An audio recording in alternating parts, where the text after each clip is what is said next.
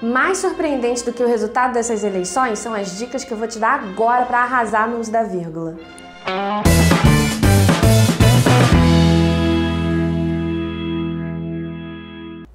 Oi, gente! A gente está de volta, então, com a aula de pontuação, falando especificamente sobre vírgulas.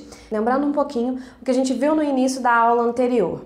A gente viu que a vírgula pode ser usada para separar elementos dentro de uma oração ou separar orações, né? E também vimos que ela não serve como pausa para respirar, tem nada a ver com isso. Hoje, como prometido, a gente vai falar do uso da vírgula entre orações, tá bem? A gente vai especificar agora neste caso, tá?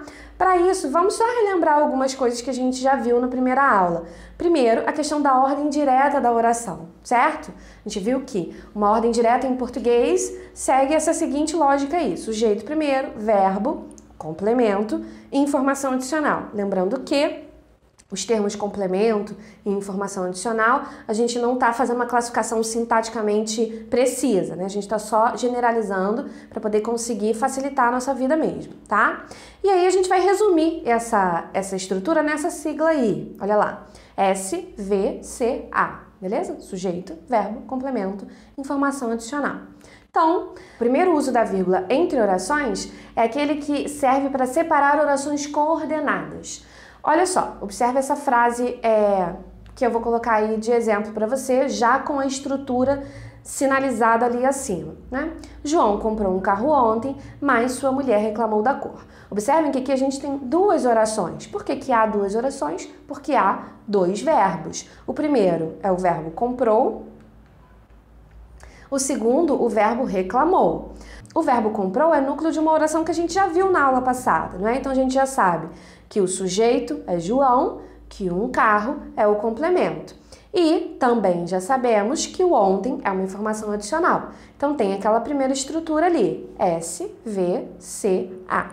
Agora, o reclamou está projetando apenas dois espaços, apenas duas estruturas. Reclamou, quem reclamou? Sua mulher. Reclamou de quê? Da cor. Então, sua mulher é o sujeito de reclamou e o da cor é o complemento de reclamou, certo? Então, são duas orações coordenadas, o que significa dizer que uma não está dentro da outra, uma está apenas ao lado da outra, e aí a gente faz uso da vírgula para separar essas duas orações.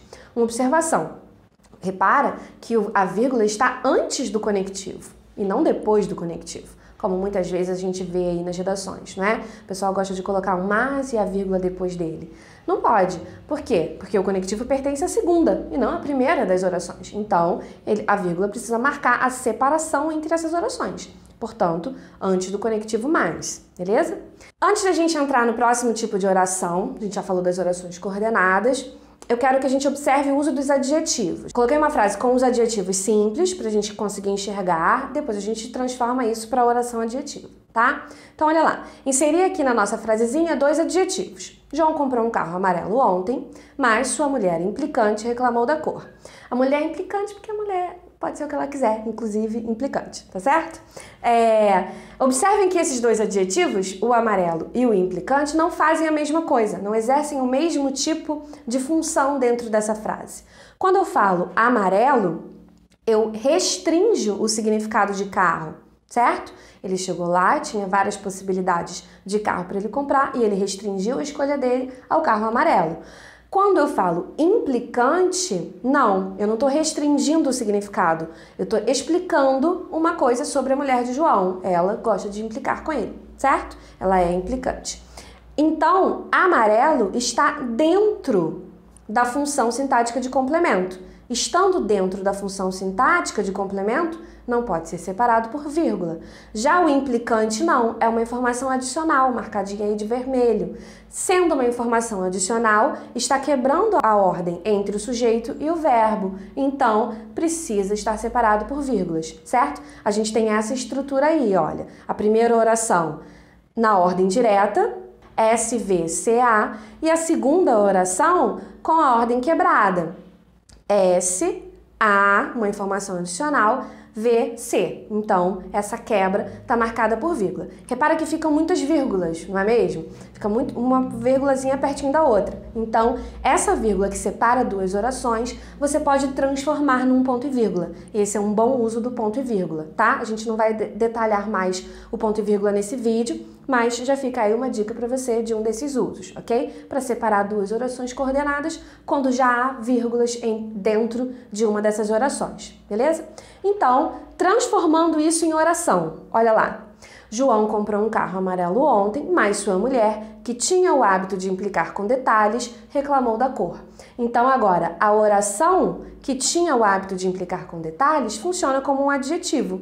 Se ela funciona como um adjetivo e explica alguma coisa, a gente vai separá-la por vírgulas, tá bem? Então esse é um outro uso aí da vírgula entre orações. O primeiro que nós já vimos, separar orações coordenadas. O segundo, separar orações adjetivas de caráter explicativo, beleza? Mais uma vez aí, antes de a gente ver o próximo uso, vamos voltar para a oração simples, tá? Nesse caso aí, uma frase que também nós já vimos, a gente tem a informação adicional da oração colocada no início, né? Ontem, João comprou um carro. Repare, a gente coloca vírgula porque a informação adicional está fora do lugar dela padrão, que seria o fim, ela está no começo. Então, a gente separa ela por vírgula. Se uma oração tem caráter adverbial, assim como esse ontem tem um caráter adverbial, ela também é uma informação adicional. Então, outro uso da vírgula é para separar orações adverbiais, como nesse caso, quando ganhou na loteria, João comprou um carro, certo? Então, o quando ganhou na loteria funciona dando a ideia de tempo. É uma oração adverbial de tempo, está no início da oração principal, então vai ser separada por vírgula obrigatoriamente, beleza? Vamos fazer como no primeiro vídeo, ver isso aí aplicado em um parágrafo? O mesmo parágrafo, dessa vez a gente vai olhar para o finalzinho dele, tá? Observem essa frase aí, olha. Nesse sentido, é preciso perceber que o preconceito linguístico baseia-se no mito da língua perfeita, mascara um preconceito social e tem consequências muito mais graves do que o desconhecimento de determinadas regras.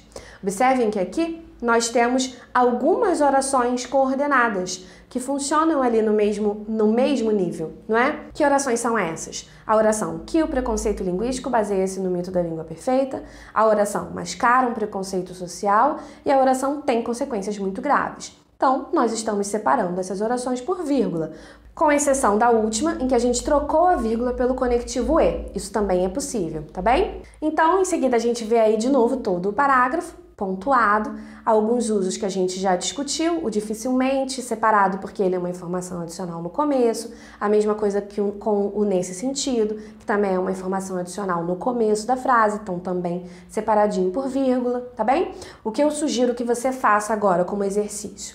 Pegue os seus textos, os textos antigos, os textos novos e procure identificar no seu texto essas estruturas. Em vez de procurar colocar a vírgula como pausa, porque a expressão está muito grande, etc., olhar quem é o verbo, qual é o sujeito e o complemento desse verbo. Tem uma informação adicional quebrando ali? Então, assim você vai aprendendo a usar a vírgula de maneira muito mais natural, porque vai fazer sentido. E não porque simplesmente parece que está bonito, né? Parece que tem que respirar aqui nesse espaço, tá? Isso é muito mais interessante.